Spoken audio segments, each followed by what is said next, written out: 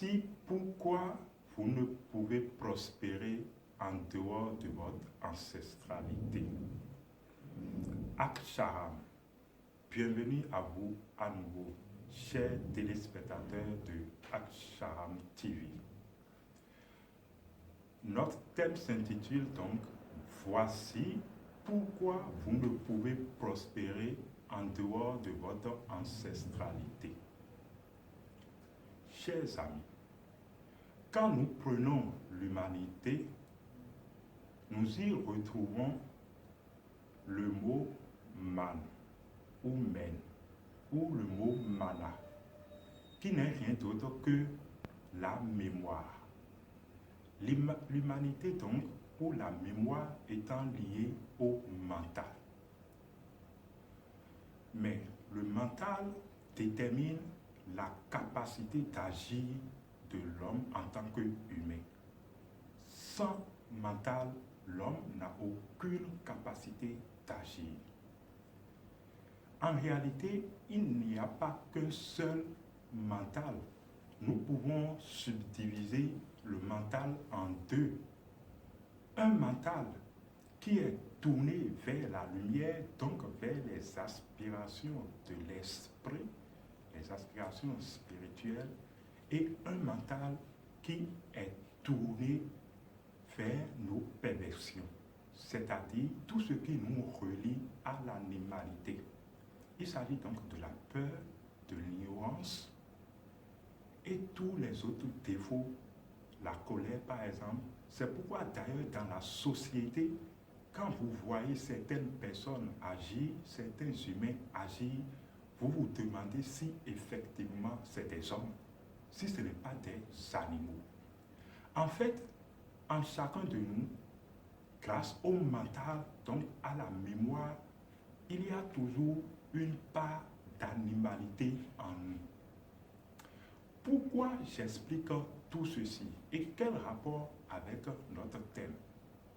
En fait, quand nous naissons, nous prenons un sang, puisque nous savons que la roue de la naissance et des morts existe. Vous partez, vous revenez, vous ne revenez pas forcément dans la même famille. Ça veut dire que vous prenez à nouveau un autre sang. Ce sang a sa mémoire, donc son mana. Sa mémoire est donc la constitution de toutes les personnes, nous disons de toutes ces âmes qui ont pris par ce sang et qui ont effectué différentes opérations, différentes existences et qui ont laissé leur empreinte dans ce sang. Il s'agit donc de l'empreinte de vie passée, de l'empreinte de la vie présente et de l'empreinte de la vie future ou en construction. Vous voyez, si vous venez maintenant dans cette famille en tant que présent, âme présente, alors vous avez un devoir sur ce sang.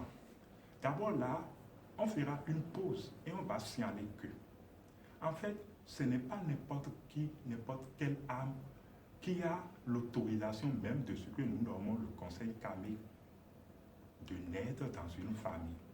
Parce que, quel qu'en soit ce que nous dirons, tous les sangs n'ont pas les mêmes vibrations. Si nous prenons un exemple, vous prenez la descendance du Christ Jésus par exemple, son sang n'a pas la même vibration que la descendance de Is. Vous prenez le sang d'un instructeur spirituel ou d'un maître par exemple, son sang n'a pas la même vibration que le sang de Y.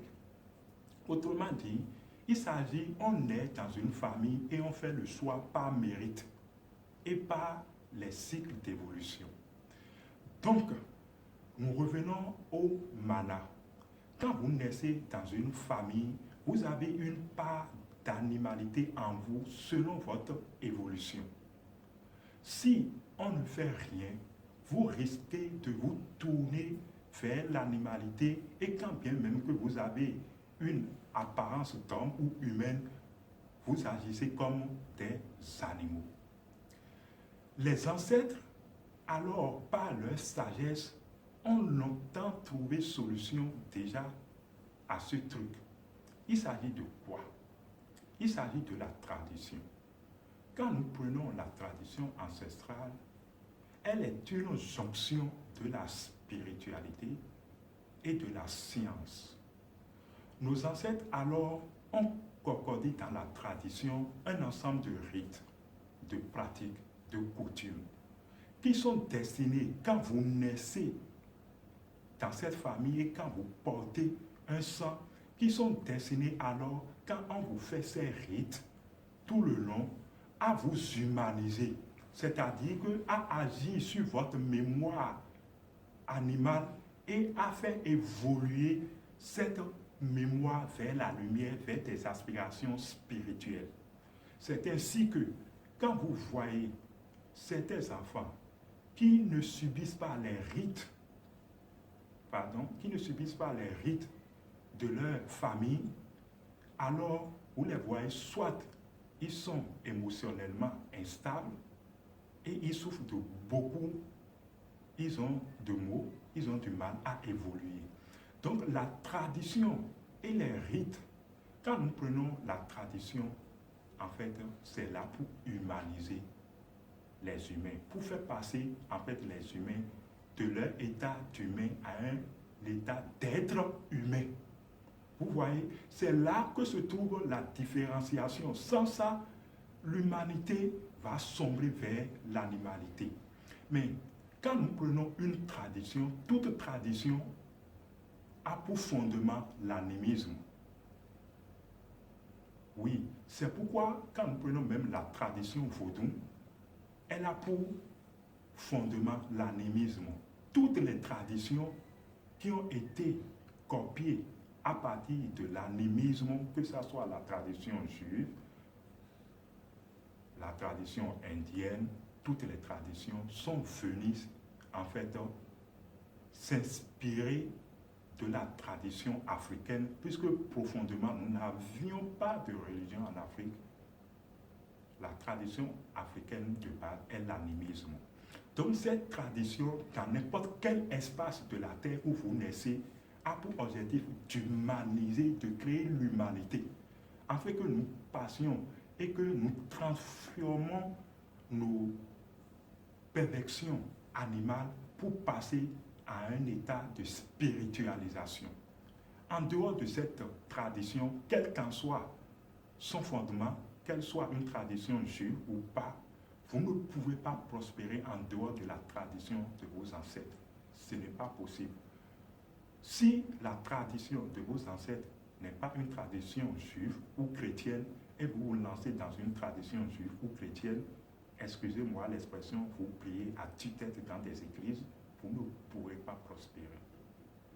Prenez-nous au mot dans l'éternité.